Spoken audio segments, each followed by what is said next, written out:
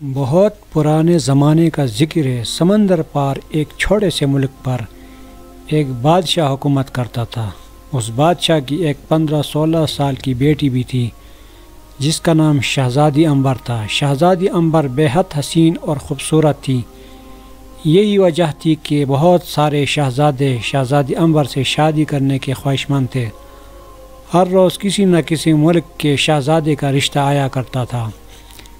چونکہ شہزادی عنبر بادشاہ کی اکلوتی اولاد تھی، اس لیے بادشاہ اسے بے حد محبت کرتا تھا۔ اس کی خواہش تھی کہ شہزادی کو ایک ایسا شوہر ملے جو خوبصورت ہونے کے ساتھ ساتھ رحم دل اور بہادر بھی ہو۔ آخر بہت سوچ و بچار کے بعد اس نے اپنے قاصد تمام ملکوں کے شہزادوں کے پاس یہ پیغام لے کر بھجوا دیے کہ شہزادی عنبر سے شادی کے لیے بادشاہ ان کا ایک امتحان لینا چاہتا ہے۔ جو شہزادی بھی اس امتحان پر پورا اترے گا، شہزادی عنبر کو اس کی دلہن بنا دیا جائے گا۔ اس پیغام کو پاتے ہی بہت سارے شہزادے شہزادی عنبر کے ملک جانے کی تیاری کرنے لگے۔ ان میں سے ہر ایک شہزادے کو امید تھی کہ وہ بادشاہ کے امتحان میں ضرور کامیاب ہو جائے گا۔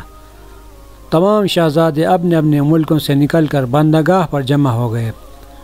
وہاں پر بادشاہ کا ایک خوبصورت جہاز کھڑا تھا۔ یہ جہاز اسی مقصد کے لیے تھا کہ جو شہزادے شہزادی عنبر سے شادی کے لیے خواہشمند ہو اس میں بیٹھ کر بادشاہ کے پاس پہنچ جائے۔ جب شہزادے جہاز میں سوار ہو گئے تو جہاز کے بادبان کھول دیے گئے اور جہاز تیزی سے اپنی منزل کی طرف بڑھنے لگا۔ شہزادے جہاز پر ادھر ادھر گھومتے ہوئے باتیں کرنے لگے۔ وہ سب کے سب بے حد خوبصورت اور ذہین نظر آتے تھے۔ وہ باتوں کے دوران زور زور سے قہقہے بھی لگا رہے تھے اور ان کے چہروں سے پتہ چلتا تھا کہ وہ بے حد مسرور ہے۔ انہی شہزادوں میں سے ملک خراسان کا شہزادہ بابر بھی تھا۔ وہ ان شہزادوں سے الگ تھلگ عرشے پر بیٹھا ہوا سمندر کی اونچی نیچی لہروں کو دیکھتے ہوئے کچھ سوچ رہا تھا۔ دوسرے شہزادے اس کی طرف دیکھتے ہوئے زیر لب مسکرا رہے تھے۔ ان کی آنکھوں میں شہزادے بابر کے لیے حقارت تھی۔ وہ اسے مغرور اور بدمزاج سمجھ رہے تھے کیونکہ وہ ان کے ساتھ گل مل کر بیٹھنے کے بجائے احمقوں کی طرح منہ لٹکا کر ایک طرف بیٹھ گیا تھا۔ اس پر ایک شہزادے نے دوسرے شہزادے سے دھیمے لہجے میں کہا، اگر شہزادی عنبر کی اس احمق شہزادے سے شادی ہو گئی تو میں اپنا نام بدل دوں گا۔ دیکھو تو کیسے بت کی طرح بیٹھا ہے۔ حالانکہ یہ بات آہستگی سے کہی گئی تھی مگر شہزادہ بابر نے اسے سن لیا اور دھیرے سے مسکرا دیا۔ لگاتار 3 دن کے طویل سفر کے بعد جہاز عنبر شہزادی کے ملک میں پہنچ گیا۔ تمام شہزادے جہاز سے اترے اور ایک دوسرے کے ساتھ ہنسی مذاق کرتے ہوئے شاہی محل کی طرف چل دیے۔ شہزادہ بابر ان کے پیچھے سر جھکائے چلا آ رہا تھا۔ ابھی وہ لوگ تھوڑی ہی دور گئے تھے کہ انہیں ایک امرودوں کا باغ نظر آیا۔ وہاں پر ایک بہت ہی بوڑھا شخص بیٹھا ہوا تھا۔ اس نے آواز دے کر شہزادوں کو اپنی طرف متوجہ کیا۔ شہزادے اس کے پاس گئے۔ بوڑھے نے اپنی لرزتی ہوئی کمزور سی آواز میں کہا، اے نوجوانوں، میں ایک بہت بڑا شخص ہوں، کیا مہربانی کر کے تم میرا ایک کام کرو گے؟ بڑے میاں، یہ تمہاری خوش قسمتی ہے کہ تم میرے ملک میں نہ ہو۔ ایک شہزادے نے آگے بڑھ کر کہا، اگر ایسی بات تم میرے ملک میں میرے ساتھ کرتے تو میں تمہاری زبان گدی سے کھنچوا دیتا۔ تم شہزادوں سے اپنا کام کروانا چاہتے ہو، کیا یہ تمہارے نوکر ہیں؟ بوڑھے نے گڑ گڑا کر کہا، میں بہت غریب آدمی ہوں، میرے چھوٹے چھوٹے بچے ہیں، اپنے باغ سے امرود توڑ کر میں اپنا اور اپنے بچوں کا پیٹ پالتا ہوں، مگر تم میری حالت دیکھ رہے ہو، میں امرودوں کے درخت پر چڑھ کر امرود توڑنے سے قاصر ہوں۔ شہزادے بھی انسان ہوا کرتے ہیں اور انسان ہی انسان کے کام آتا ہے، کیا تم میں سے کوئی بھی ایسا نہیں جو میری مدد کر سکے؟ اپنی زبان بند کرو، ایک شہزادے نے آگے بڑھ کر کہا۔ یہ بوڑھا تو سر پر ہی چڑھا جا رہا ہے۔ یہ کہہ کر اسی نوجوان نے بوڑھے کو ایک ایسا دھکا دیا کہ وہ دور زمین پر جا گرا۔ تمام شہزادوں نے ایک فلک شگاف قہقہہ لگایا مگر اسی وقت شہزادہ بابر تیزی سے آگے بڑھا اور بوڑھے کو سہارا دے کر اٹھایا۔ تمام شہزادوں کو جیسے سام سونگ گیا۔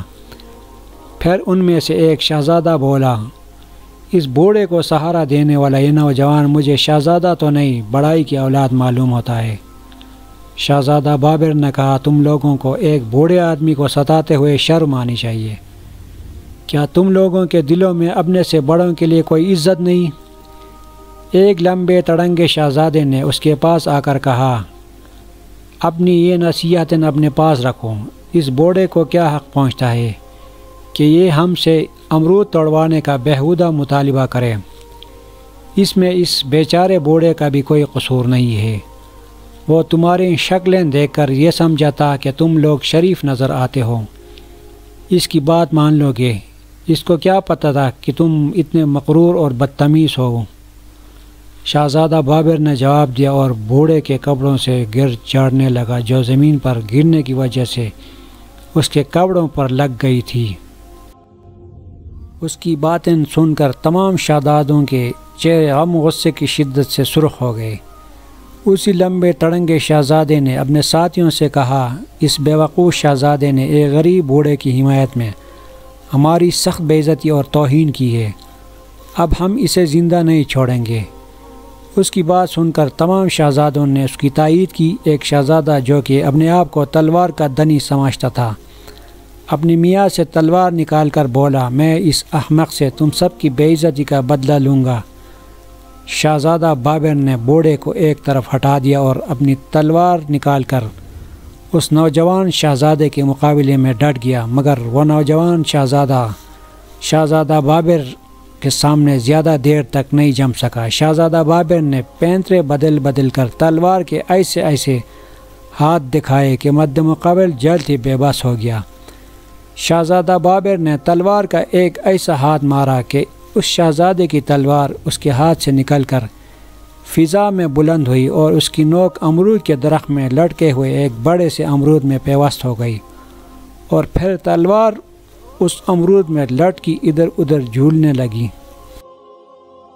تمام شہزادے حیرت سے یہ ماجرا دیکھ رہے تھے۔ شہزادہ بابر نے آگے بڑھ کر تلوار کی نوک اس شہزادے کے سینے پر رکھ دی۔ اگر وہ چاہتا تو اس کو ہلاک بھی کر سکتا تھا۔ ہارنے والا شہزادہ شرمندہ ہو کر ایک طرف کو سر جھکا کر کھڑا ہو گیا۔ اپنے ساتھی شہزادے کی شکست نے دوسرے شہزادوں کو مزید ناراض کر دیا۔ ایک شہزادہ پھر تلوار سوند کر آگے بڑھا، مگر چند ہی لمحوں بعد اسے بھی شکست کا سامنا کرنا پڑا۔ اسی طرح ایک کے بعد ایک شہزادہ بابر نے تمام شہزادوں کو شکست دے دی۔ وہ تمام کے تمام باغ کی گھاس پر بیٹھ کر ہانپنے لگے۔ شہزادہ بابر پھرتیلا ثابت ہوا اور اس نے تمام شہزادوں کو جلد ہی تھکا مارا تھا۔ سب شہزادے اس سے سخت نفرت محسوس کرنے لگے تھے، مگر وہ اس کا کچھ بھی نہیں بگاڑ سکتے تھے۔ ان سے نمٹ کر شہزادہ بابر امرودوں کے درخت پر چڑھ کر بوڑھے کے لیے امرود توڑنے لگا۔ جب بوڑھے کا ٹوکرا بھر گیا تو شہزادہ نیچے اتر آئے، اور پھر وہ اچانک حیرت زدہ رہ گیا۔ باغ میں ایک کٹیا بنی ہوئی تھی۔ اس کٹیے کا دروازہ کھلا اور اس میں سے بادشاہ، مالکہ اور شہزادی باہر نکلے۔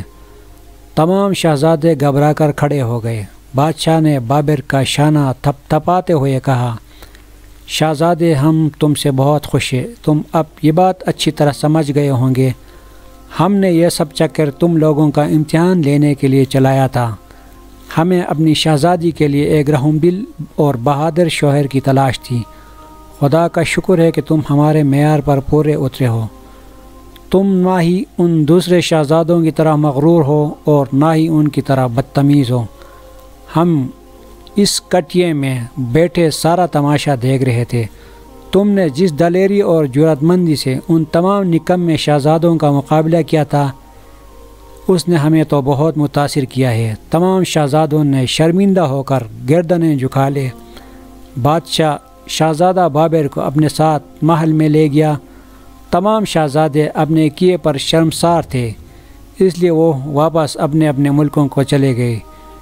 چند ہی دنوں بعد شہزادہ بابر اور شہزادی امبر کی بڑی دھوم دھام سے شادی ہو گئی، اور اس طرح شہزادہ بابر اپنی رحم دلی اور جرأت مندی کی بنا پر دنیا کی خوبصورت ترین شہزادی سے شادی کرنے میں کامیاب ہو گیا۔